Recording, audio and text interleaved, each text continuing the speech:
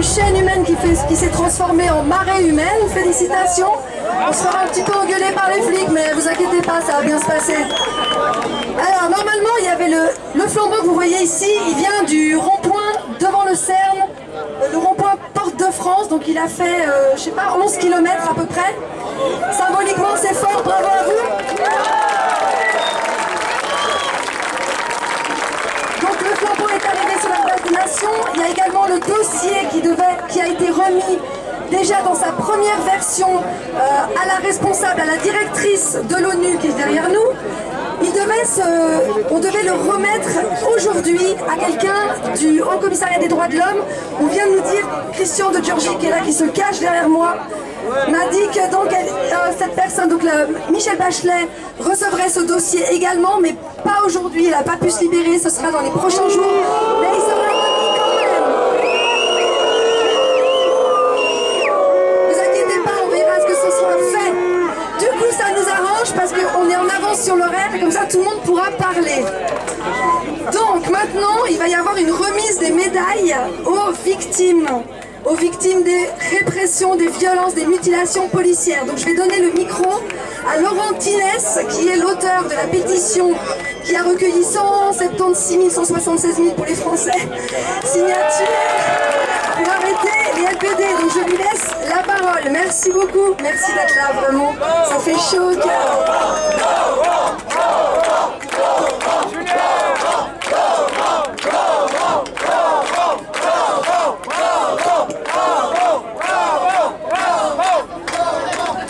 Chers amis, ce discours, je l'appelle l'appel de Genève, 31 août 2019. Chers concitoyens, chères concitoyennes, qui sont restés derrière la frontière, chers amis suisses, qui nous faites l'honneur de nous accueillir aujourd'hui sur la place des Nations, chers concitoyens, chères concitoyennes et mes chers francs-comtois, qui sont venus en masse aujourd'hui sur cette place des Nations. L'heure est grave. L'heure est grave. Rendez-vous compte. Nous sommes obligés, encore une fois, de venir aux portes de l'ONU pour demander aux instances internationales de protéger les citoyens français face à la violence qui s'exprime dans les rues depuis plus de 10 mois maintenant. C'est un pur scandale. Cette violence, elle s'exprime en particulier par l'usage d'armes de guerre. Ces armes de guerre, vous les connaissez, elles sont fabriquées en Suisse. Les LPT 40, les grenades Grien F4, les grenades de désencerclement et les grenades lacrymogènes. Et vous savez aussi que ce lundi 26 août, on a fêté le 230e anniversaire de la Déclaration des droits de l'homme et du citoyen. Et c'est un bien triste anniversaire cette année que nous fêtons face à la violence de cette répression qui s'exerce dans notre pays. Pouvons-nous encore nous revendiquer de cette déclaration qui par le passé faisait encore la gloire de notre nation? Pouvons-nous encore nous en revendiquer quand la phrase a été condamnée par les mêmes commissions du Conseil de l'Europe, du Conseil de l'ONU qui est juste ici et qui a été classé parmi les pays qui sont reconsidérés maintenant dans le monde comme des dictatures? Ce n'est pas possible qu'on laisse faire cette chose dans notre pays. Pouvons-nous encore nous revendiquer de cette déclaration quand toutes les associations de défense des droits humains, quand les syndicats, quand les avocats, quand les médias étrangers dénoncent notre pays pour l'usage de ces armes de guerre sur la population civile? Pouvons-nous encore nous revendiquer de cette déclaration quand depuis 20 ans, plus de 500 personnes, vous entendez bien, 500 personnes ont été blessées, mutilées ou tuées par l'usage de ces armes? Et enfin, pouvons-nous encore nous revendiquer de cette déclaration quand on voit les street medics qui sont visés eux-mêmes dans les rues alors qu'ils viennent secourir les gens qui sont blessés par ces mêmes armes? C'est scandaleux!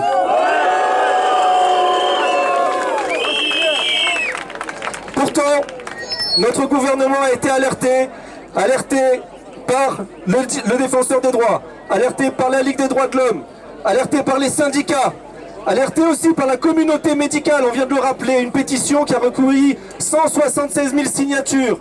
Il y a 35 ophtalmologistes qui ont envoyé une lettre ouverte à M. Macron pour lui demander l'arrêt de l'usage des LBD 40.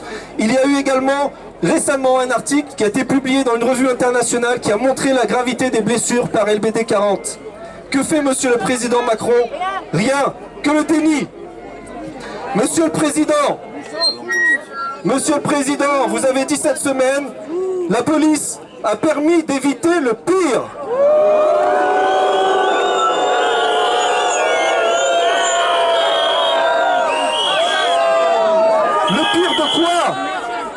Le pire de quoi quand Madame Zineb Redouane est morte suite à un tir de lacrymogène dans son visage? Le pire de quoi quand Steve Mayakanisso est tombé et s'est noyé dans la Loire suite à une charge de grenades et de LBD? Le pire de quoi quand 10 personnes sont mortes sur les ronds-points, sur les péages, pas du fait de votre inaction à résoudre cette crise sociale? Cette crise sociale est légitime dans notre pays, tant les inégalités, les injustices sont nombreuses. Et les gens qui sont là, dans la rue, sont là pour exprimer cette colère. Et il faut les entendre. Monsieur le Président, vous étiez bien peu inspiré cette semaine aussi quand vous avez dit « La police n'a pas commis de blessures irréparables ». Pas irréparables. En tant que médecin, entendre ça, mais c'est une injure. 25 éborgnés, pas irréparables. Pas irréparables. Les 7 personnes qui ont eu le pied ou les mains arrachées, pas irréparables. Les 400 personnes qui ont eu leur vie détruite après ces attaques avec ces armes de guerre. Monsieur le Président, et ceux qui n'ont pas porté plainte. Monsieur le Président, vous avez dit que vous vouliez rencontrer les médecins. Mais je vous le dis, aucun médecin humaniste qui se respecte ne viendra à l'Élysée discuter avec vous. Nous ne sommes pas des mangeurs de petits fours et de belles paroles.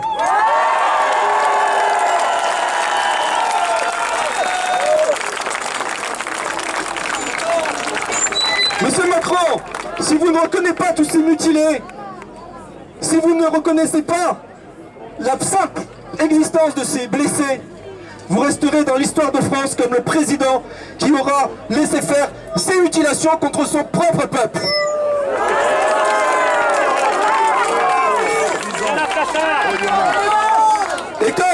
Et comme il faudra être nombreux maintenant pour vous faire entendre raison sur l'usage de ces armes de guerre sur votre population, j'appelle donc solennellement aujourd'hui tous les citoyens français, parce que ce n'est pas une question de gilets jaunes. Ce sont tous les citoyens français qui sont maintenant concernés par ces armes. On a vu des écologistes, on a vu des lycéens, on a vu des supporters, on a vu des passants qui ont été blessés par l'usage de ces armes. Ce n'est plus une question de gilets jaunes, c'est une question de démocratie et de liberté dans notre pays.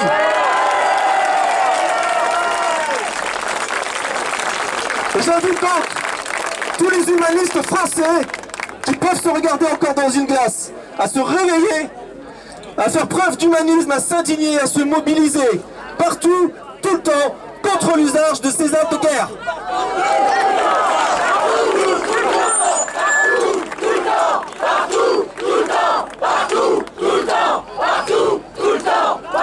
Et je terminerai ce discours en disant de très belles paroles que j'ai entendues également il y a quelques semaines, de quelqu'un qui a dit « L'héroïsme est encore là dans la société française. Nous avons cette force d'âme. » Eh bien oui, Monsieur Macron, vous avez 1000 fois raison, Monsieur le Président. Cette France dont vous parlez, courageuse, héroïque, indignée, elle est là devant vous, aujourd'hui.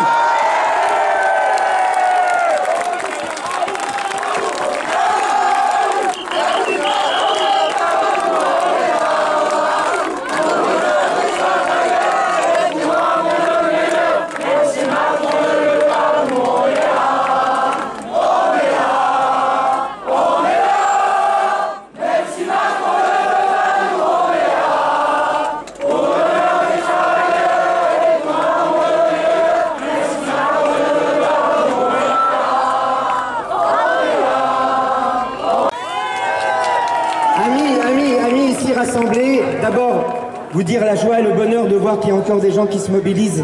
Je me rappelle une fois quand je faisais le tour de France des ronds-points, j'avais rencontré des Suisses qui étaient venus me voir et m'avaient dit nous on est des Suisses gilets jaunes, et j'avais pas très bien compris. Je leur avais dit mais je comprends pas, vous avez ce qu'on n'a pas, vous avez le RIC, vous avez plein de trucs que nous on n'a pas, alors qu'est-ce que vous voulez?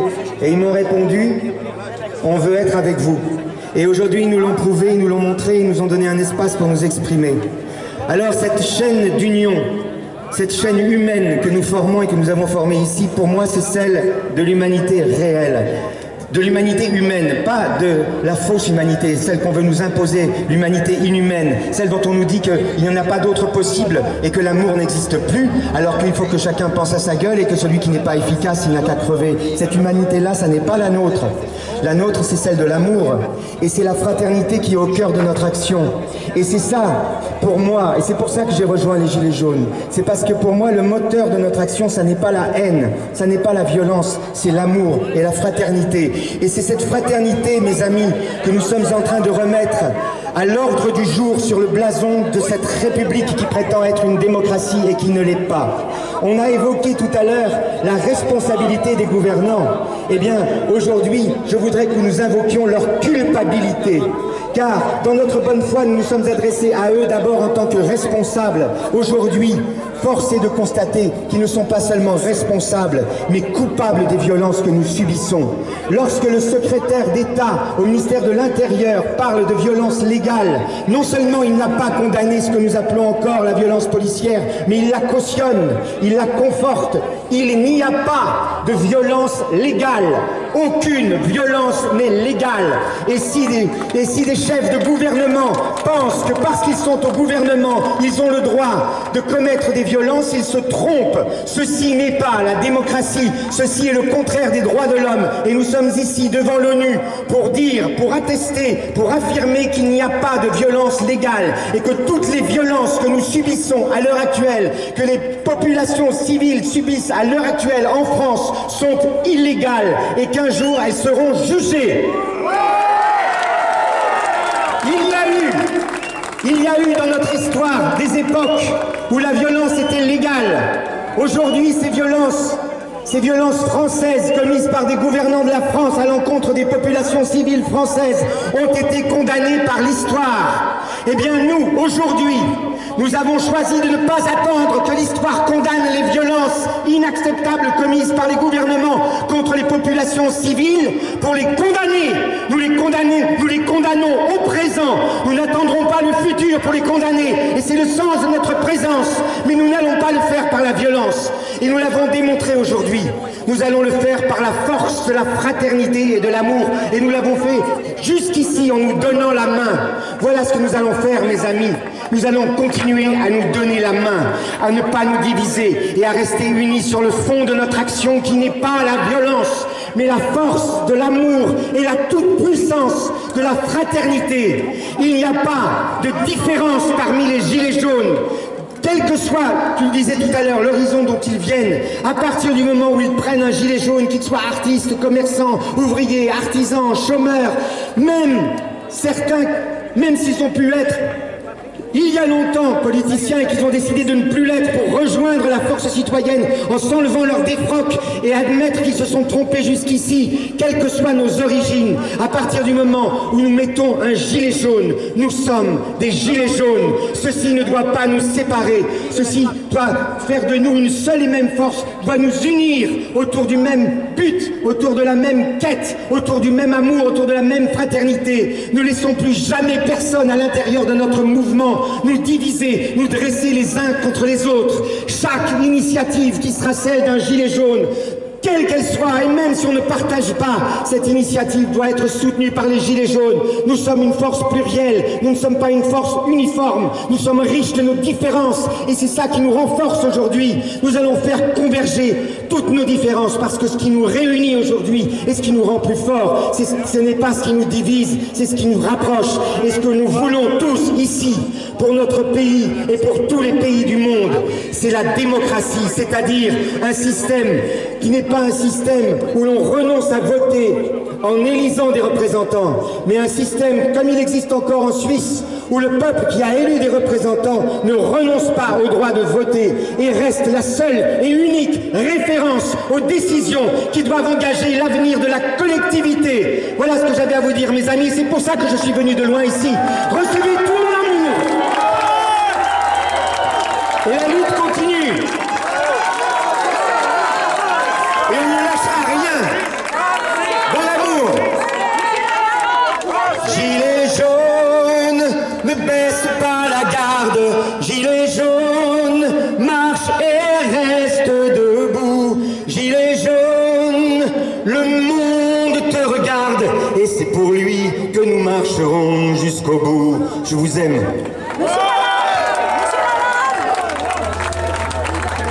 Chacun de nous aujourd'hui de leur redonner leur lettre de noblesse. Pour ceux qui ont encore la main devant l'œil, ôtez-la. Il n'y en a pas beaucoup, mais je vous en veux pas. C'est compliqué, c'est sûr. Vous qui avez encore deux yeux, deux mains, sachez les utiliser pour construire un demain qui nous appartienne. À nous, l'humain. Alors, il faut savoir que celui qui m'a infligé cette souffrance, cette peine, je lui en veux pas. Parce que ça va nourrir un sentiment de haine en moi. Et je vais devenir plus requin que le requin. Et ça, je m'y refuse. Soyons plus intelligents qu'eux. Servons-nous de notre cerveau à bon escient pour les faire tomber.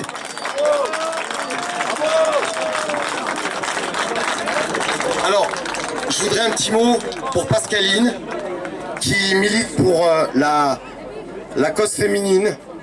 Il y a une manifestation des femmes gilets jaunes d'Île-de-France le 8 septembre contre les violences faites aux femmes et les violences policières d'ailleurs aussi, hein, faites aux femmes en manifestation, parce qu'il n'y a rien qui les arrête, on le sait tous.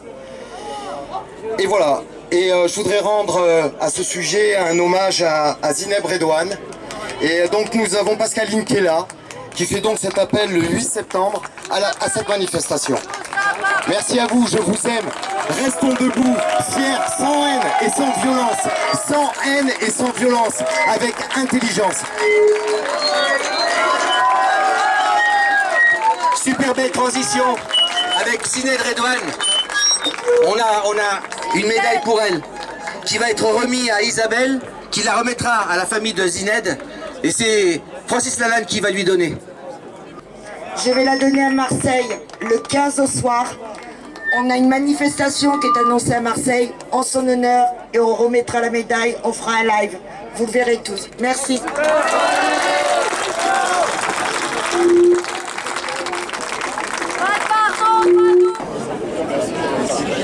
Bonjour mesdames et messieurs, c'est en tant que juriste spécialisé en droit international que je m'adresse à vous. Le préambule de la Constitution, le préambule de la Déclaration de 1789 ne commence pas par son article 1er « Les hommes naissent et demeurent libres et égaux en droit ». Cette déclaration de 1789 qui a inspiré les systèmes du monde entier dans une direction qui reconnaissait la souveraineté au peuple, pas aux dirigeants. Les dirigeants passent et trépassent, les peuples demeurent.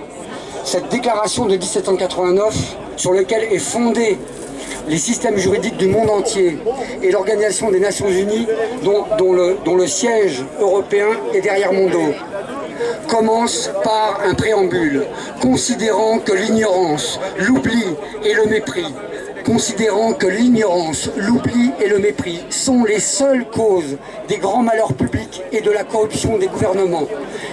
Le peuple français proclame en ce jour la Déclaration universelle des droits de l'homme et du citoyen. L'ignorance, l'oubli et le mépris sont incompatibles avec l'ADN du droit français. L'ignorance, l'oubli et le mépris. Les gilets jaunes, mais pas uniquement les gilets jaunes, également les gilets blancs, qui sont intervenus pour porter secours aux blessés et qui ont été eux également victimes de tirs par des armes de guerre qui sont réglementées par le droit international et par des conventions qui ont été adoptées ici, à Genève, et par des armes que l'on dit imprécises. Depuis quand est-ce que la Suisse est imprécise ? c'est vrai. La précision suisse. L'ignorance, l'oubli et le mépris. Le triptyque qui caractérise la dérive absolue de la France depuis des années. En 2007, dans l'enceinte d'une cour d'appel, un procureur général m'a demandé de me taire et de m'asseoir parce que j'exigeais qu'il me fasse la démonstration qu'il n'y avait pas dans cette affaire une violation caractérisée du droit international. Il demande à un avocat français de se taire. Un avocat, c'est quelqu'un, advocatus, qui parle à la place de celui qui n'a pas les moyens de le faire. Je n'ai pas à me taire et à m'asseoir si je défends mon pays en exigeant que la France respecte le droit international qu'elle a inspiré.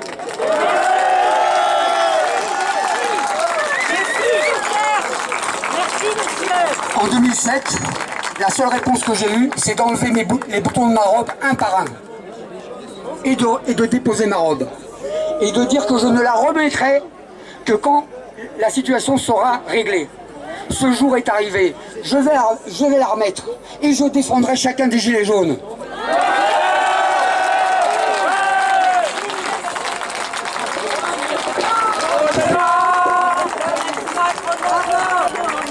Le droit international public, c'est une matière compliquée, c'est une matière quasiment impénétrable pour quelqu'un qui n'est pas rompu par des années d'études. En France, on peut être avocat sans faire une heure de droit international.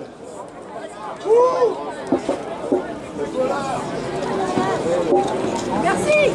Merci, monsieur. Traversez la route. Le droit est une science, c'est une technique, mais c'est une science humaine.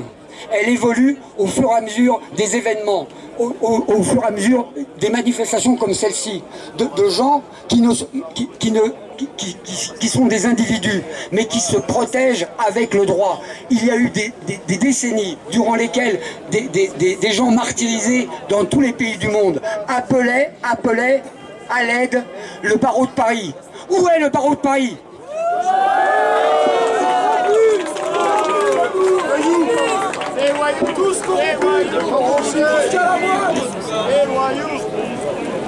Alors aujourd'hui, je prends la parole pour les gilets jaunes et pour les gilets blancs.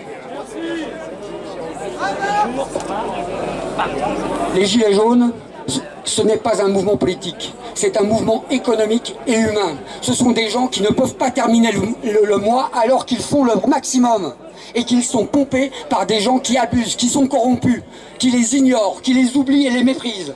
C'est ça la vérité. Ce mouvement ne s'arrêtera pas. Tant qu'il restera un gilet jaune, le mouvement des gilets jaunes sera vivant. Et il appellera les peuples du monde entier à faire attention.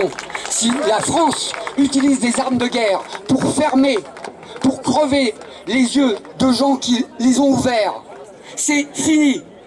C'est la Troisième Guerre mondiale. L'ONU a été créée après la Deuxième Guerre mondiale. Vous ne sentez pas comme la Troisième arrive ? Alors les guerres, elles commencent par des déclarations de guerre et elles se terminent par des traités de paix. Ce sont donc des actes juridiques. Les actes juridiques sont compliqués à comprendre, mais aujourd'hui, avec Internet, c'est facile. C'est facile. La Déclaration des droits de l'homme commence par un préambule. L'ignorance, l'oubli et le mépris. Ça suffit. Le peuple français n'a pas à être ignoré, oublié et méprisé par des gouvernants qui ne font que passer.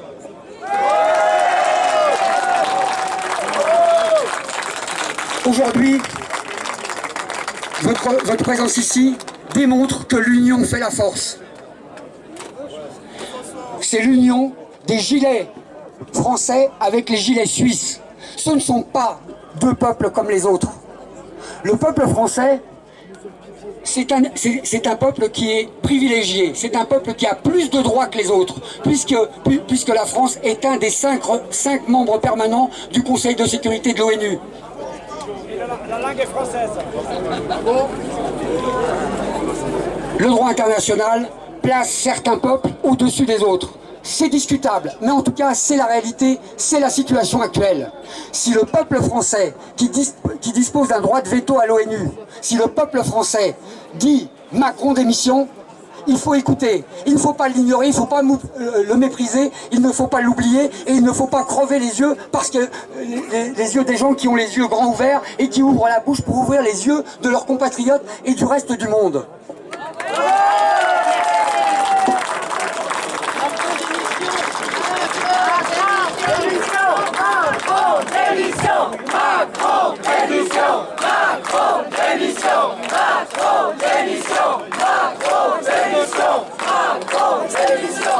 Alors j'ai eu l'honneur de servir la France sous son drapeau et sous son uniforme et de servir les intérêts de la France d'une direction centrale de l'administration.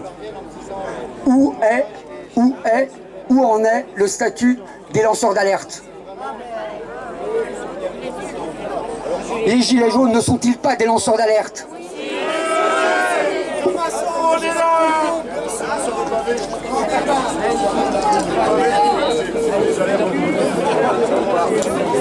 Alors la guerre et la paix ont deux couleurs. La paix, c'est le blanc, et la guerre, c'est le rouge. C'est les couleurs de la Suisse. C'est les couleurs de la France. Je fais le serment des Gilets de Genève, que le droit international va être respecté par la France. Et tous ceux qui seront au travers du chemin des Gilets jaunes, qui réclament la stricte application du droit international, de ne pas utiliser des armes de guerre contre des civils désarmés, que ceux dans le monde, que les juristes, que les dirigeants du monde qui ne sont pas d'accord avec ça, lèvent la main.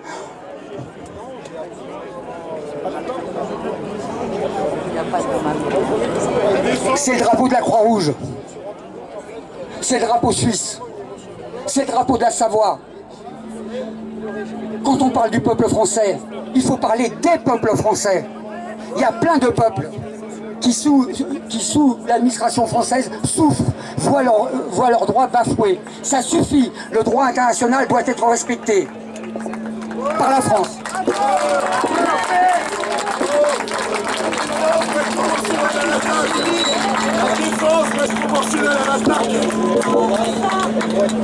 Alors oui, la guerre, on la sent arriver.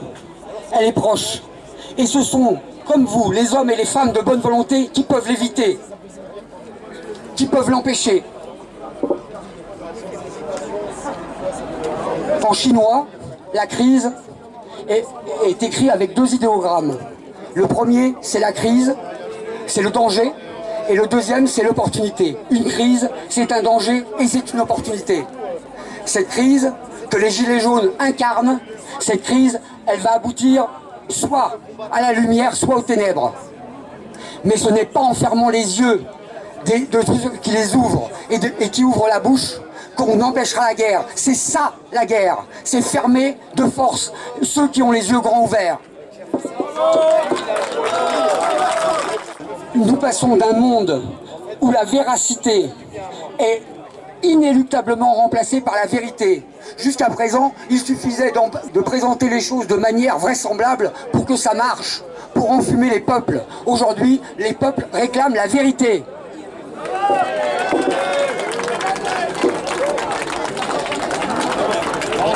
L'argent, c'est un très bon serviteur et un très mauvais maître.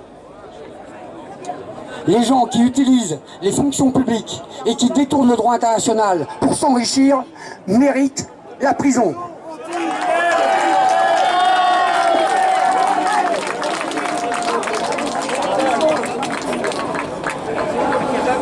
La promotion à laquelle j'ai appartenu à Saint-Cyr avait pour emblème et pour dicton: ce monde se perd, il faut le refaire. Ce monde se perd, il faut le refaire. Capitaine Krotov. Pour refaire le monde, il faut bien commencer par quelque part. C'est ici.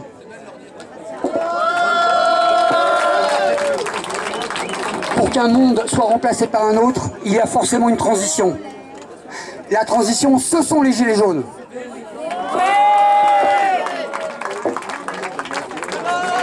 Je termine. Cette robe, je la remettrai. Et je défendrai mon pays, je défendrai les peuples. Le peuple français, ce sont les peuples français. C'est les peuples du monde entier. Ceux qui ont permis que des règles soient édictées, et ces règles doivent être respectées par la France. Merci. Levez la main, dites je jure. Je jure, j'ai pris un tir de LBD. Donc là, je prends un peu la parole, mais j'ai rien préparé en fait. Donc ça va être vite fait, je vous raconte un peu ma vie. Donc je vous ai raconté un peu mon accident. Donc c'est la vie d'après en fait que je vais vous raconter. C'est tous les jours une misère. En fait, quand on voit ma fille pleurer à 14 ans dans mes bras, quand je rentre de l'hôpital, on a envie juste de se barrer. De se barrer, de les laisser tranquilles. Les laisser tranquilles entre eux pour pas leur faire de mal. Donc je continue à toujours me battre. Mais c'est très très dur. Mettez-vous à notre place. Enfin, vous n'êtes pas à notre place. J'espère que vous ne serez jamais à notre place. Il n'en faut plus en fait. Il ne faut plus de ces blessés. Il faut qu'on arrête cette mascarade et cette exportation avec la France et la Suisse. Il faut que ça cesse. Il faut qu'on arrête les pièces détachées. Il faut que la France arrête ça. Donc voilà, moi, depuis que je suis rentré, c'est un enfer. Ça va faire depuis le 16 mars, 22 mars que je suis rentré chez moi, c'est un enfer. Je me lève le matin, en fait, c'est où ça passe, où ça casse. La journée, en fait, c'est où j'ai la forme, où j'ai pas la forme. Bah, depuis le 16 mars, j'ai pas la forme. Donc j'ai rien envie de faire, je reste enfermé chez moi parce que ma femme elle travaille, mes enfants ils vont à l'école. Donc je le souhaite à personne et je vous dis force à vous et force à tous les blessés et qu'il n'y ait plus de blessés. Voilà, bonne journée. Merci. Le moral, il est pas facile à avoir. Vous pouvez demander à n'importe quel blessé, en fait, c'est la journée dès qu'on boit notre café, en fait, dès qu'on se pose, on se souvient tout de suite. Déjà la nuit, on dort pas. Moi, je dors pas depuis, voilà, ça fait 4 mois. Sors, va voir les gens, va voir les gens. Ouais, et je sais. Et c'est pour ça que ces mouvements-là, en fait, nous, ça nous fait du bien de revoir du monde, de participer à ce mouvement et d'avoir les messages des gens, en fait. Échappe-toi de la maison, échappe-toi. Donc, c'est pas évident tous les jours. Après, on continue à se battre pour la famille, pour tout le monde, pour nos enfants. Parce que si j'aurais pas d'enfants, honnêtement, voilà. C'est. Il faut sortir, les enfants. Voilà. Donc. Alors moi j'ai la chance en fait d'être pris en charge parce que je suis embauché. Donc j'ai encore mon travail, pas comme tous les blessés, je les connais la plupart. La plupart ils ont plus de mutuelle, moi j'ai encore une mutuelle d'entreprise donc ça va. Pour l'instant ils me font pas trop chier encore. Après mon poste de boulot en fait il est perdu, je le récupérerai pas, ils vont essayer de me reclasser. Donc après on verra ce que ça va donner à la suite. Mais en fait l'avenir on ne l'a pas. On n'a aucun avenir. Regardez au niveau justice, moi j'ai pris le tir de LBD le 16 mars. Le 16 mars, l'enquête n'est toujours pas lancée. Vous croyez que c'est normal ça en France? Alors pour un masque qu'on porte dans un sac, en répression totale, on va prendre de la prison, alors qu'on lance même pas de cailloux, on lance même pas rien du tout, on va prendre des 4 mois fermes, ou des 8 mois fermes. Parce que pseudo, voilà, pour un pétard ou pour des... Voilà. Et pour des revendications légitimes. Voilà, exactement. Donc à la base, nous, on est mutilés, on est tous mutilés. Et quand on voit qu'il y a des non-lieux, alors qu'il y a des caméras partout dans Paris, hein. Paris, on va pas me dire qu'il n'y avait pas de caméras. Hein. Comme la place de l'Étoile, tous les week-ends, les caméras elles sont là. Hein. Quand ils veulent nous retrouver parce qu'on a lancé un pavé, ils savent très bien qu'on est là. Donc quand c'est comme ça, on a 2 ou 3 mutilés là, c'est des non-lieux. Vous imaginez un peu, dans la tête, ce que ça fait? C'est une honte, c'est une honte. Donc il faut arrêter, il faut continuer le combat et on lâchera rien. Voilà. Je vous remercie, bonne journée. Au revoir, force et honneur. Au revoir. Allô? Allô le monde? Allô les frères, vous êtes là? J'ai les 2 micros qui marchent en même temps, ça va pas le faire. Attends 2 secondes. Il faut que je présente quelqu'un. Donc on est bien ici en Suisse? On est bien reçus, n'est-ce pas? Ben on va vous prouver que les gens de Suisse ils sont contents d'être là. Et on va accueillir ici un député suisse qui a des mots à vous dire. Je vous demande d'applaudir monsieur Guy Métan. Merci. Merci, bonjour à toutes, bonjour à tous. Effectivement, je suis content d'être ici parmi vous. Je vous ai suivi évidemment à la télévision comme tout le monde.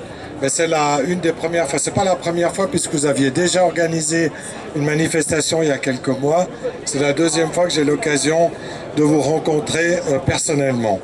Effectivement, c'est moi qui ai pris l'initiative de déposer cette résolution pour interdire l'exportation des lanceurs de balles en France. Merci. C'est faible, hein, c'est très faible.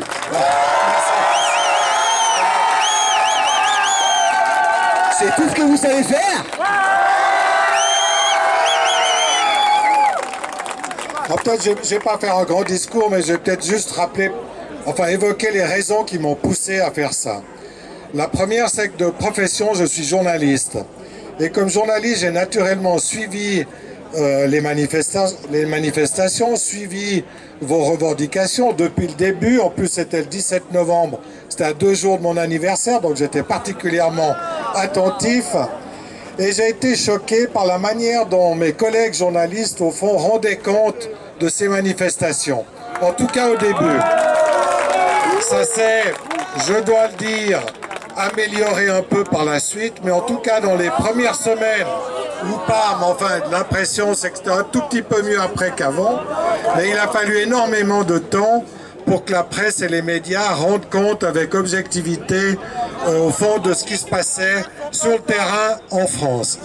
Et ça continue parce que quand je vois comment on couvre, par exemple, comment la presse couvre les manifestations de Hong Kong, où il y a eu un blessé, non pas 24 par LBD, elle en fait beaucoup plus pour couvrir Hong Kong que pour les 24 blessés parmi vous. Il y a un problème. Et ça, c'est une des raisons que professionnellement, justement qu'en tant que journaliste, m'ont incité à me dire, mais il faut au fond réagir. La deuxième raison, et vous l'avez observé vous-même, c'est qu'on peut avoir des forces de l'ordre dans un pays démocratique qui sont au service du maintien de l'ordre pour le peuple et non pas contre lui. Vous avez vu ici, vous l'avez reconnu, vous êtes ici, il y a des forces de sécurité suisses qui sont à côté de nous. Elles sont normalement équipées, elles n'ont fait preuve d'aucune violence, alors même, justement parce que rien ne le justifie et que leur doctrine d'engagement de l'ordre et d'engagement, par exemple pour les LBD, est complètement différente du modèle français. Donc il est possible, merci, non, vous pouvez le garder, Donc il est possible dans un pays démocratique d'avoir une police qui est au service du citoyen et non pas contre lui. Troisième raison, je ne veux pas ériger le Suisse en modèle, et notre pays a aussi plein de défauts, mais enfin il faut quand même constater ça. Troisième raison, c'est en tant que citoyen et élu, j'ai évidemment été choqué par le déferlement de violence dont vous avez été l'objet. Et ici, puisque vous êtes sur cette place des nations, au cœur de la Genève internationale, avec le Conseil des droits de l'homme qui est juste derrière nous, avec la Croix-Rouge internationale qui est juste à côté, dans un pays qui se veut une ville, qui se veut les berceaux du droit humanitaire, berceau des conventions de Genève qui interdisent l'usage des armes de guerre contre des populations civiles, il me paraissait effectivement important que la Suisse ou que des Suisses ou que des élus suisses prennent une initiative pour rappeler ces fondamentaux qui sont l'essence, qui sont censés en tout cas être l'essence même de notre pays.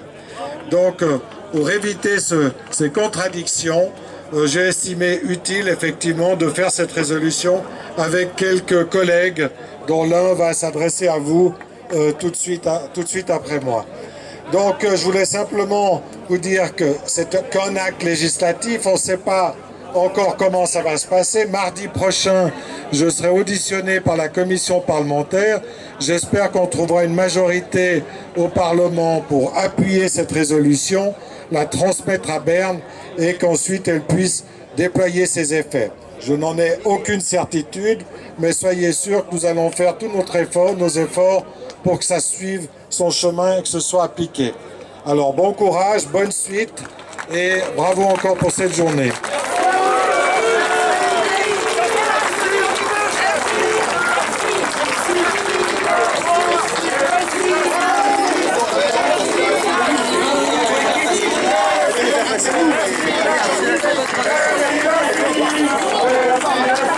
Oui, d'accord. Il y a les frères d'armes il faut qu'on fasse monter les frères d'armes. C'est vraiment... Ouais. Vous avez vu comment je suis habillé? Ça vous parle? Ils veulent pas les micros que je parle à vous, hein? Micro méchant. Alors vous voyez comme je suis habillé, hein? 4e et 21e régiment d'infanterie de marine, à Fréjus. Mais je ne suis pas tout seul. J'appelle Christophe Guerrero et tous les frères d'armes. Venez sur le podium, vous présenter, et on va vous dire pourquoi ils sont là.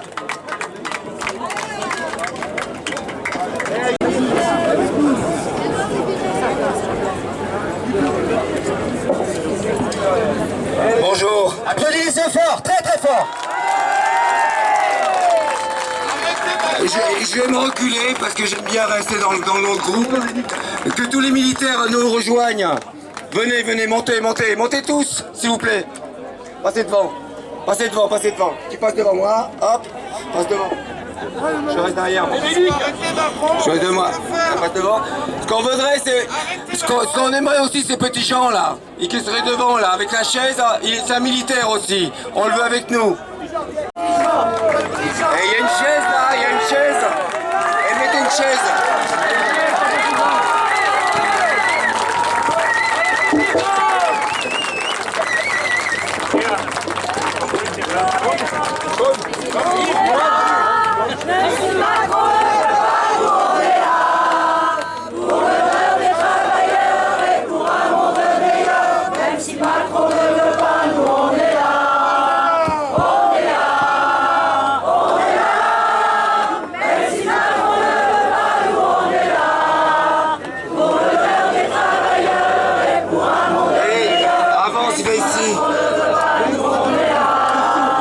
Fondamental du bon militaire, force, honneur, respect, ce qui a complètement disparu pour la police, bon, et certains gendarmes aussi qui s'affolent.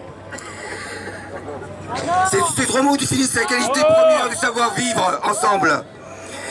On pourrait finir par devoir. Le devoir à tout militaire est de protéger le peuple et défendre son pays. C'est ce qu'on voit pas, hein. Tout le peuple.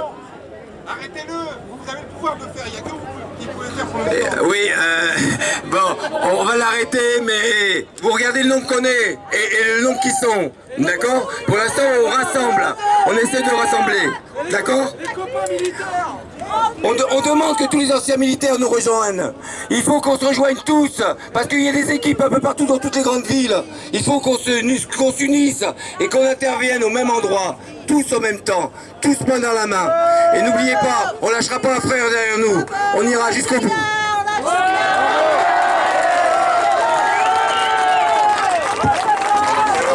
Pourquoi sommes-nous là? Pour protéger les citoyens des violences inimaginables de la police.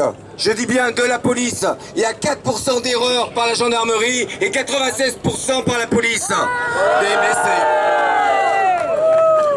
Après toute cette violence commise dans les rues où les forces du désordre faisaient n'importe quoi, sans être jamais inquiétés par la justice, jamais jugés, jamais condamnés, les citoyens pacifiques étaient nassés ou pris dans des rafles ou incarcérés. Garde à vue et jugement se multiplient pour les individus vêtus de gilets jaunes.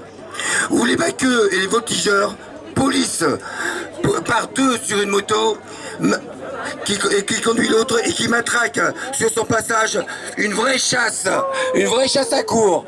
Vous auriez vu à Paris, on n'a jamais vu ça. Des motards, hein, frapper les gens, ils tombaient par terre, mais en moto, hein, ils voyaient pas. Ils frappent les proies par violence et plaisir. Ils savaient que de la part des manifestants, il n'aurait aucune résistance et aucune sanction pénale. Je n'imaginais être revenu en arrière pendant la Deuxième Guerre mondiale, le chapitre du régime du maréchal Pétain, où sa milice faisait la pluie et le beau temps. Je ne vous dirai pas le reste, vous en savez autant que moi. Que faisons-nous pendant les manifestations? Parce qu'on peut dire qu'on fait rien, qu'on fait pas grand-chose, c'est vrai. On est très peu nombreux et on a du mal à agir. Nous sommes tous réunis coiffés d'un béret. Ça, c'est important. On montre l'honneur, le respect de notre arme et ce qu'on avait, ce qui a disparu dans la vie actuelle.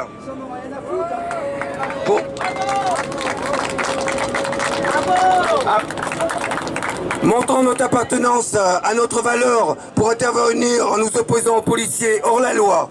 Quand ils lèveront la matraque pour frapper les citoyens qui défilent pacifiquement, ils nous verront et comprendront qu'ils auront une forte opposition de notre part. Cela sera moins facile pour eux qu'avec le peuple qu'ils ont surnommé les moutons. Nous serons respectueux des lois. Nous serons respectueux des lois.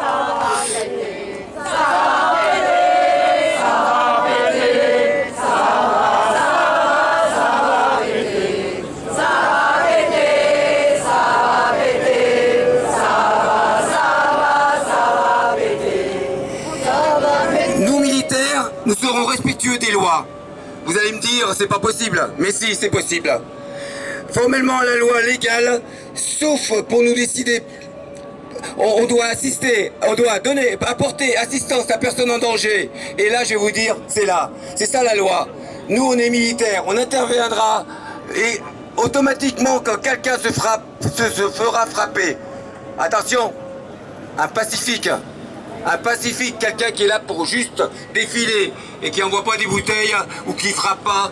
Mais je vais vous dire, tous les accidents qu'il y a eu, sur les casseurs, il y a dû avoir 2% sur les 96. Hein, tous les autres, c'est des gens pacifiques. Le tir d'LBD, c'est des gens qui bougeaient pas. Les casseurs, ils bougent sans arrêt, ils peuvent pas les tirer. C'est complexe. C'est ça la différence. Nous, on défend les gens pacifiques. On est tous pacifiques. Et le jour qu'on vous protégera jusqu'au bout, vous verrez qu'il y aura du monde dans les rues. Et là, il faut à tout prix qu'une ligne de soldats, un groupe de soldats, soit inclus dans votre groupe à vous. Mais n'oubliez pas, c'est vous qui êtes les plus importants. C'est vous qui manifestez. Nous, on est une option. Une option. Votre option. L'option sécurité. C'est tout. Mais on ne sera pas devant. On ne prendra pas votre place. C'est votre place d'être devant. Mais c'est pas votre place de prendre des coups. C'est à nous de prendre des coups. On est là pour ça. D'accord ? Je vous souhaite beaucoup de chance. Essayez de rassembler tous les anciens soldats. Essayez de leur dire de nous rejoindre. Et là, on gagnera. Je vous promets qu'on gagnera plus vite que vous pensez. Je vous suis sûr. Oh, merci. Au revoir. Et les militaires ne tireront jamais sur le peuple. Jamais. Parole à Petit Jean.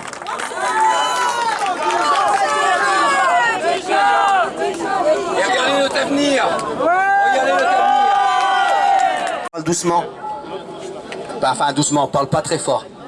Donc, on va être très attentif. Vous comprenez, 17 jours de grève de la faim, ça peut se comprendre. Donc, je vous demande vraiment, on entend une mouche voler et Petit Jean parler. Bonjour, ici Petit Jean. Je suis parti le 1er juin pour revendiquer le droit de sauver les gens, que ce soit en manifestation ou ailleurs. Nous, secouristes, nous, gilets blancs, neutres et pacifistes, risquons notre vie et sont martyrisés par la police qui ne nous laisse pas exercer notre devoir. Ils nous suppriment du droit de porter secours aux gens. Ils nous interdisent, contrairement aux conventions de Genève et contrairement à toute autre chose, ils nous interdisent de porter secours aux gens. Ils font un crime contre l'humanité et ainsi qu'un crime de guerre. Ils nous volent notre matériel.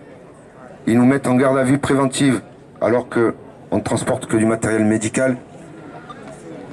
Ils nous parquent comme des moutons, comme ça s'est passé pour Geneviève Leguet quand on était à Nice et que finalement ils n'ont pas pu porter secours à Geneviève, mais ils ont quand même fini en garde à vue.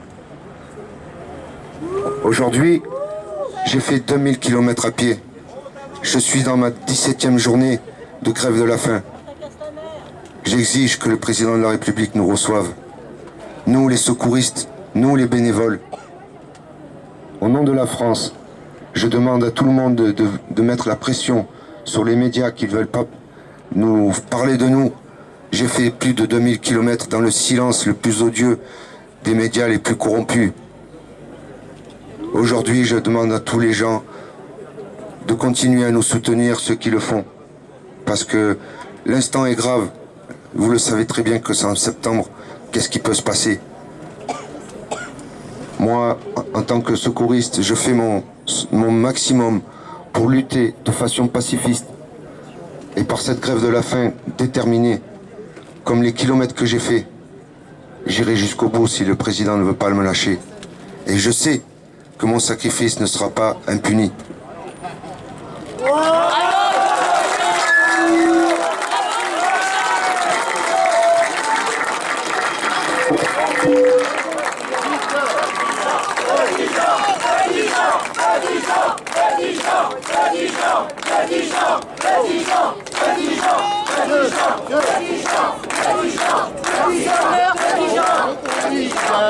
Petit Jean, un grand homme, un très grand homme.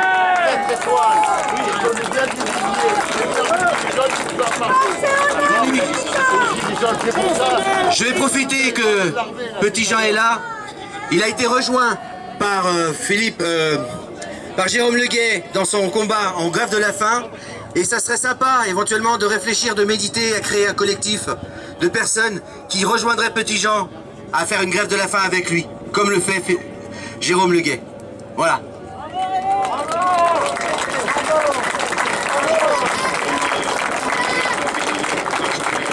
D'accord.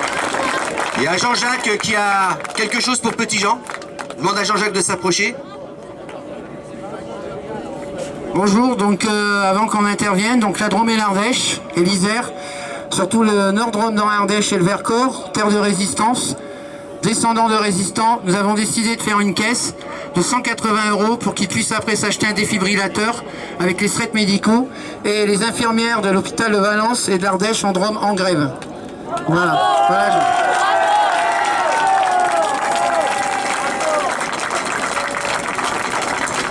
Force et honneur, nous continuons le combat, nous sommes le peuple, et moi qui suis plus jeune au mouvement, j'ai été syndicalisé, j'ai été politisé, je ne crois plus à tous ces mouvements politiques qui ont été créés depuis 40 ans, car ils ont détrôné toutes les luttes, et ils ne défendent même plus les valeurs où il y a eu des milliers de morts pour que notre peuple soit souverain et soit en liberté.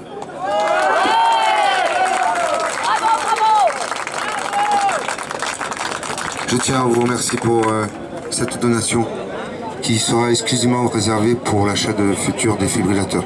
Merci beaucoup. Merci, continue le combat et nous allons essayer au niveau de la région qu'il y ait peut-être un collectif qui rejoigne ta grève de la faim.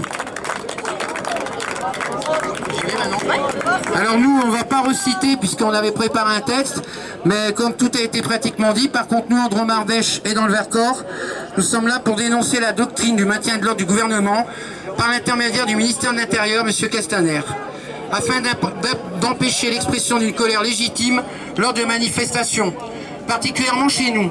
Dans notre département de la Drôme, nous avons les 4 premiers condamnés qui devaient avoir de la prison ferme juste pour des dégradations au niveau de tagage de pont. Ils ont fait appel actuellement, c'était les 4 premiers condamnés gilets jaunes au tribunal de Valence, à la demande du préfet. Ensuite, nous avons été empêchés, les gilets jaunes, lors du débat, quand M. Macron est venu dans la Drôme à Beaupéage. Ils ont décidé de trier et choisir 15 gilets jaunes qui n'avaient même pas préparé leurs questions et que M. Macron s'en moquait totalement. Les autres gilets jaunes, on avait à Beaupéage une commune de 9000 habitants, 4000 forces de l'ordre, on ne pouvait même pas passer et tout était fermé. Ensuite, nous demandons l'interdiction d'interpellation préventive sur tous les lieux de rassemblement. La mise en contrôle des gardes à vue de certaines arrestations non justifiées, selon les capitaines de gendarmerie ou les capitaines de police, selon les avals des préfets et des procureurs de la République qui abusent de ce pouvoir. Aussi l'arrêt de moyens dangereux, comme l'ont fait la plupart des pays du monde. Nous interpellons l'ONU, mais nous, dans notre terre de résistance, nous sommes en contact encore avec les anciens combattants et tous leurs milieux pour interpeller au-delà, au niveau international. Les combats des gilets jaunes sont légitimes. C'est le peuple qui s'exprime après 40 ans de politique où ils en profitent et où c'est les lobbies qui les dirigent. Ils s'inscrivent dans la droite ligne des luttes menées par le peuple français depuis la révolution de 1789. Les revendications défendues s'inspirent également pour nous du Conseil national de la résistance, où depuis 40 ans tout a été bafoué, tout a été supprimé, et depuis, disons, ce nouveau gouvernement, c'est 40% du programme qui est en préparation d'être supprimé. Nous n'aurons plus aucun droit. D'ailleurs, on se demande s'ils veulent pas qu'on devienne comme les Américains, qu'un jour on ait tous des ports d'armes chez nous, comme ça pourra déclencher, ça leur faire plaisir, une guerre civile. Nous en sommes conscients, et il ne faut pas aller dans ça, c'est ce qu'ils cherchent, pour nous prendre pour des gueux et des incapables de province, comme ils disent. Ils ne sont même plus conformes dans une éthique de la Constitution française, ni dans la Déclaration universelle des droits de l'homme et du citoyen, et se permettent encore de donner des leçons aux autres dirigeants dans le monde entier. Nous demandons le respect effectif du droit constitutionnel de manifester. Nous exigeons la sécurité des manifestants, c'est le rôle des élus. Même locaux, ils sont responsables de la police, de leurs habitants quand ils manifestent, au lieu de nous interdire d'interpeller et de manifester. Nous demandons l'interdiction immédiate des armes sublétales. Nous demandons un retour à une doctrine de maintien de l'ordre qui minimise les risques de blessures. Nous demandons la démission du ministre de l'Intérieur et l'ensemble de son gouvernement. Nous demandons la dissolution de l'Assemblée nationale et du Sénat. Nous demandons de la clarté dans les élections municipales, régionales et départementales. Enfin, nous demandons notre droit de citoyen, pas seulement être là pour être des gueux et bons à bon payer pour qu'ils en profitent, mais pour aussi en profiter en partageant solidairement nos cotisations sociales. Et nous demandons également que les agents de force de l'ordre ayant commis des violences soient réellement poursuivis en justice, quel que soit le type de violence, ou de menaces, ou de fausses verbalisations. Chez nous, on ne comprend pas que dans les ronds-points, certains ont été verbalisés 110 € et d'autres 435 € avec convocation au tribunal, parce qu'ils étaient juste piétons sur les ronds-points. Nous demandons également qu'un rapport d'enquête publique de l'IGPN soit rendu public sur tous les réseaux sociaux. Voilà, bonne journée à tous et bonne route.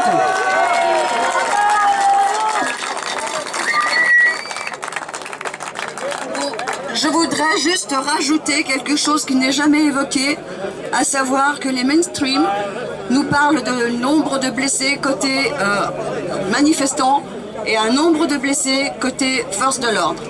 On omet toutes les fois de nommer le genre de blessure, sachant que M. Macron a réussi à dire que les blessures étaient réversibles. Donc ça serait bien aussi que ce soit mis au goût du jour, qu'on soit vraiment conscient des ravages que représentent ces blessures. Autre chose, à mon avis, on n'a jamais entendu parler de forces de l'ordre arrêtées, incarcérées, sous quelque motif que ce soit, alors que côté manifestant, c'est tellement intempestif que ça en est honteux. Voilà, je voudrais dire qu'on s'aime tous et qu'il faut vraiment vivre avec cet esprit. C'est comme ça qu'on y arrivera. Merci à tous. Moi je veux. Ok, juste une petite phrase. Si nous, peuple européen, avons peur de nous faire réprimer au flashball, quel espoir pour les peuples du tiers-monde qui se font opprimer à balles réelles.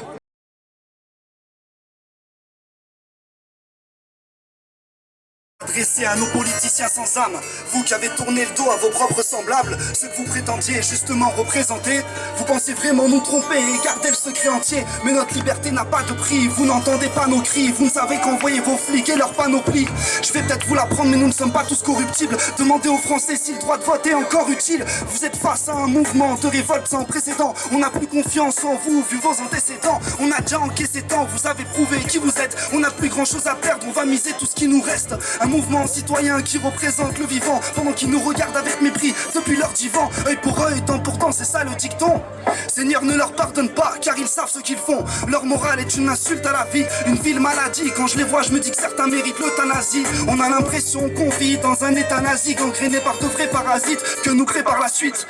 Car tout ça ne profite qu'à une minorité. Il est temps que ça change et redéfinisse nos priorités. Ils n'ont de cesse que satisfaire leur insatiable avidité. L'humanité voudrait les virer à l'unanimité. Ces corrompus dissimulent tous les scandales sanitaires des entreprises pharmaceutiques et agroalimentaires. Trop de sujets placés sous la loi du silence. Derrière le voile des apparences, il se passe des trucs hallucinants. Ils ont des armes silencieuses pour faire des guerres sans bruit. Derrière leur monstre face à tous les cœurs sont gris. Il faut régner la peur comme une épée de Damoclès. On va les sortir par la peau du cul, ça va leur faire mal aux fesses. Société binaire, au comportement linéaire, nous conduisant doucement vers la fin de cet itinéraire. Ils nous ont millénaires. Ces tarés veulent nous égarer, on vous laissera pas dominer le prochain millénaire. Bienvenue en démocratie. Dans ce monde raciste, tout ce qu'on fait ne fait qu'alimenter la pompe afrique. L'Occident se voit la face, mais commence à voir la farce. Réalise que si on change pas de cap, on va boire la tasse. Et si le taf c'est la santé, bah regardez le taux de suicide. On veut choisir et non subir, vivre et non survivre, décider et pas débattre et arrêter de se prendre des baffes. Le jeu était truqué dès le départ, mais vous l'admettez pas.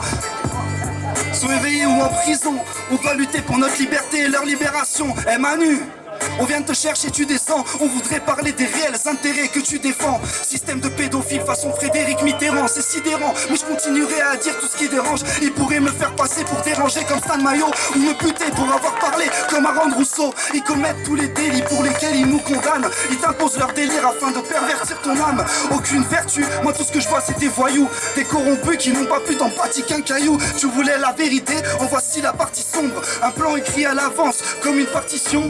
On les a tous vus faire les pantins au dîner du CRIF. Au dîner du CRIF, mais si Dieu existe, c'est pas une planche à billets. Et le vertueux ne se voit pas à sa façon de s'habiller.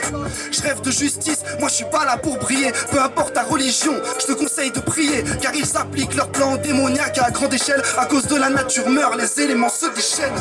Quand va-t-on arrêter de se comporter comme des chèvres? Le peuple est-il enfin prêt à briser ses chaînes?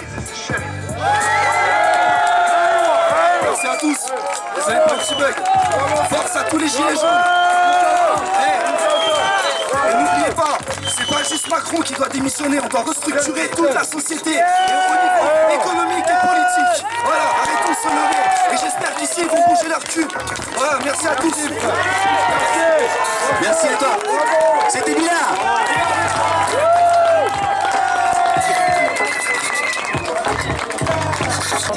Excusez-moi, chers amis, Je suis ici en tant que représentant de l'ONG UNESU et j'ai le plaisir de vous informer que nous avons obtenu un rendez-vous avec la direction de l'ONU ici à Genève en compagnie de Petit Jean qui a reçu un badge.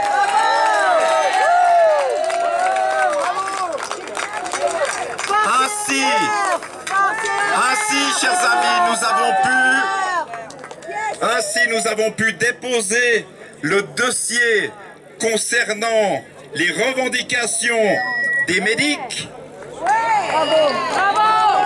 Une demande de cesser d'utiliser les armes de guerre contre les manifestants. Et bien entendu, dans l'ordre global, les revendications des Gilets jaunes.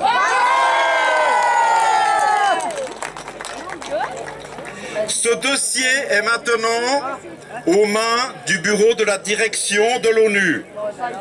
Il va bien entendu suivre son chemin. Ça n'est pas forcément facile de pouvoir entrouvrir la porte. Nous avons réussi.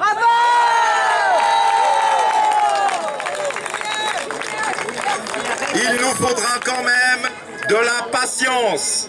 Les instances onusiennes, c'est une grande machine avec plein de monde autour qui va lire, relire, étudier notre dossier, votre dossier. Mais nous sommes attentifs. Chaque jour qui passe, nous recevons de bonnes nouvelles. Nous aurons également l'occasion d'appeler d'autres instances pour nous aider à obtenir nos revendications, vos revendications. Merci d'être là, chers amis, avec nous. Continuons toujours et nous allons réussir. Je passe la parole au directeur de l'UNESU, Christian. Merci. Ce que Charles ne vous a pas dit, c'est que Michelle Bachelet, est la représentante principale du Haut Commissariat aux droits de l'homme, qui vient d'être élue, connaît vos revendications. Ce dossier, elle sait qu'il existe. Elle nous a envoyé un message hier nous disant qu'elle vous avait entendu et nous espérons que d'ici quelques jours, elle reçoit Petit Jean dans son bureau.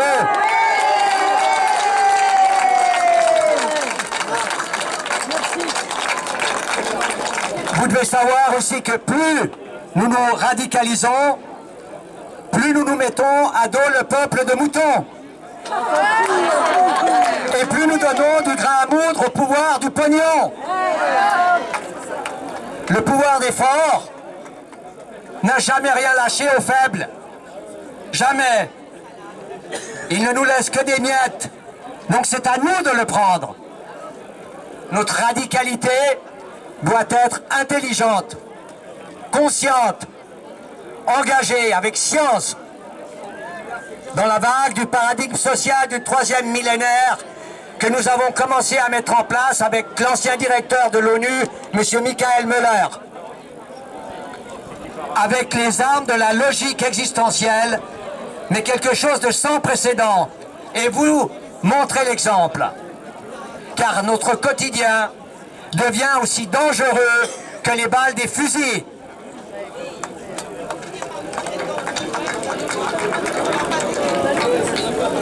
Il y a un gilet jaune qui a perdu son téléphone. Oui. Alors si quelqu'un a trouvé un téléphone portable, qu'il vienne l'amener derrière la scène, s'il vous plaît. Merci. Moi j'ai perdu 200 grammes de shit. Donc, il va falloir nous serrer les coudes. C'est pas moi, c'est pas moi. Faire des sacrifices si nous voulons préserver la vie des générations futures. Et il s'agit pour nous, pour vous, d'élever la Constitution du 21e siècle. Et là, nous parlons d'art social. Et vous le portez dans vos nouvelles revendications. Mais parce que nous privilégions la forme extérieure, nous sommes confrontés aux dysfonctionnements sociaux et à la misère. Une nouvelle forme de vie peut surgir d'un peuple dont la culture est ancienne. En nous transformant de l'intérieur, nous maîtriserons la forme sociale de la vie. La véritable révolution est là. C'est la sincérité des idées qui est déterminante. Ne parlons plus de liberté, un principe qui détruit la vie depuis le XVIIIe siècle. L'ordre libéral, cannibale, capitaliste, comme nous le souligne Jean Sigler, devrait céder la place à la fraternité, une fraternité efficiente. Quant à l'égalité, elle devrait être le ciment de nos obligations contractuelles humaines. Notre obligation en terre aujourd'hui, c'est de faire ensemble, alors faisons-le, cela ne dépend que de nous et vous montrez l'exemple. Gouverner, c'est prévoir, prévoir, c'est savoir, et savoir, c'est se souvenir, ce que nos gouvernements ne font jamais. Nous pouvons faire évoluer la démocratie, nous l'approprier réellement, au travers du modèle de notre constitution humaine. Il faut que nous redécouvrions notre véritable réalité sociale. Alors ayons le courage de nous lancer dans l'inconnu, ce que vous faites sans a priori. Et là est le salut des peuples du monde. Vive l'inconnu! Il y a 1500 ans de cela, Saint Augustin, qui était africain, on l'a oublié, nord-africain, nous a dit ceci qui est d'une actualité criante. Je vous le dis en conclusion, à force de tout voir, on finit par tout supporter. À force de tout supporter, on finit par tout tolérer. À force de tout tolérer, on finit par tout accepter. Et à force de tout accepter, on finit par tout approuver. Ce que vous ne faites pas, bravo et bonne continuation dans votre lutte. Je passe la parole maintenant à un autre leader des ONG. Ah, peut-être Petit Jean. Petit Jean va dire quelque chose et ensuite... Voilà, oui. Petit Jean, il est où Robin des Bois? Ah, j'attendais quelque chose. Ah non, mais ça c'est bon, je l'attends. Parce que je suis heureux d'être avec vous. Ça c'est Jean. Moi je suis Zoran. Ah ouais, ah ouais, Je préférais pas.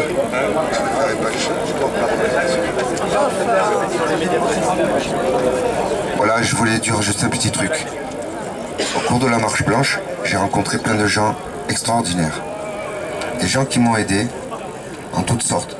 Financièrement, pour l'hébergement, pour la bouffe, pour tout. Pour marcher avec moi. Et en fait, les gens qui nous ont aidés, les gens qui ont aidé cette militance, ils ont reçu ce petit badge. C'est la badge de la marche blanche des médics. C'est la médaille du pauvre. C'est la médaille des médics. Francis, je te donne ma médaille. C'est lui qui me l'a donné, on l'a été.